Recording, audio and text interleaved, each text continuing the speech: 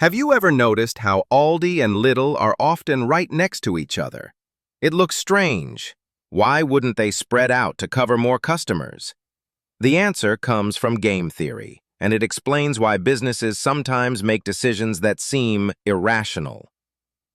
Imagine Aldi opens the first store in town. Perfect spot, right? Customers nearby are thrilled. Aldi makes good profits. Everything looks stable.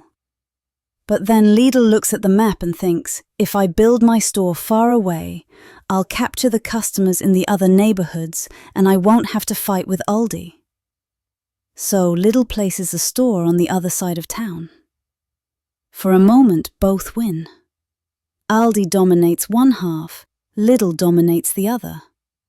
Here's the problem. As soon as one player moves away, the other has an incentive to chase. Aldi thinks, wait, if I open another store closer to Lidl's side, I'll steal some of their customers. And Lidl thinks the same. What happens?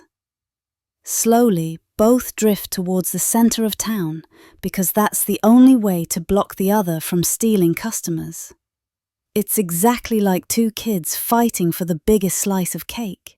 They both keep pulling until the cake is in the middle. That's why instead of spreading out rationally to cover the most people, they cluster together. It looks silly, but from a game theory perspective, it's the only stable strategy. This isn't about bad planning, it's pure strategy. Every supermarket wants to capture the largest share of shoppers, and being in the middle maximizes their reach. It's the same logic that explains why gas stations often cluster at one intersection, or why fast food chains line up next to each other. On paper, it looks silly. In practice, it's the only stable outcome. If either Aldi or Lidl moved away, they'd lose customers to the rival.